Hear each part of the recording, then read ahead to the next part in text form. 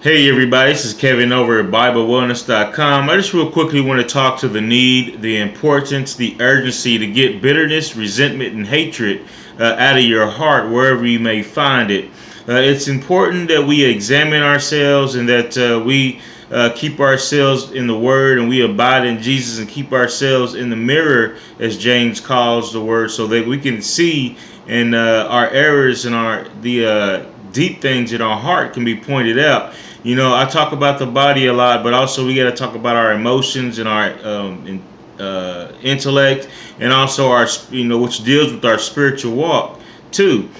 So with that, just looking at our emotions, a lot of us, many of us may look good on the outside, look good when we're dressed up for church services, but we have the tree, the root of bitterness growing in our heart. And according to Hebrews 12:15, we want to make sure that we get these things out. See to it that no one misuses the grace of God, and that no bitter root grows up to cause trouble and defile many. So even though we may look good on the outside, some of us do or may have the root of bitterness growing in our heart, which could defile us in our emotional, in our soul, in our emotional area or being of existence. So in looking at the word today, we're living in some tough and rough times. We want to make sure that we purify ourselves before the soon coming King. So we want to make sure that, according to Hebrews 12:15, we want to make sure that the root of bitterness is not growing and taking root in our heart, because it can lead to other things like hatred. And anyone who hates lives in darkness, according to 1 John 2:9-11. Anyone who claims to be in the light but hates his brother is still in the darkness.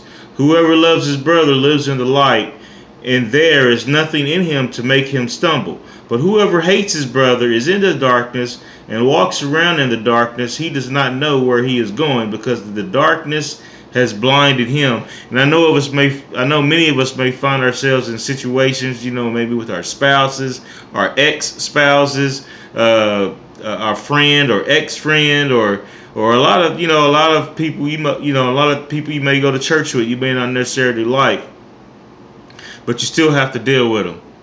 So we want to make sure that we're pure in our heart, so that we don't keep these things in our heart, looking good, smiling on the outside, but on the inside we're just as black as coal. And the last thing I wanted to look at was the way of a malicious man is deceitful. So you want to get malice out of your heart, and that's First Peter 2:1. Wherefore, laying aside all malice and all guile and hypocrisies and envies and all evil speakings. So when you got malice in your heart, or when you got bitterness in your heart, the root, it can take root and grow up into hatred and grow up into maliciousness and a lot of ugly things that we don't like about ourselves, but we find ourselves doing it and saying it and being it. So with that, it was just important that we talk about the essentialness, that we get rid of bitterness, resentment, and hatred in our heart, and we make peace with our fellow man and woman, and that we dwell in peace, so that we can speak and so that we can be rivers of living waters for others to glean from in times of dry places and hard times.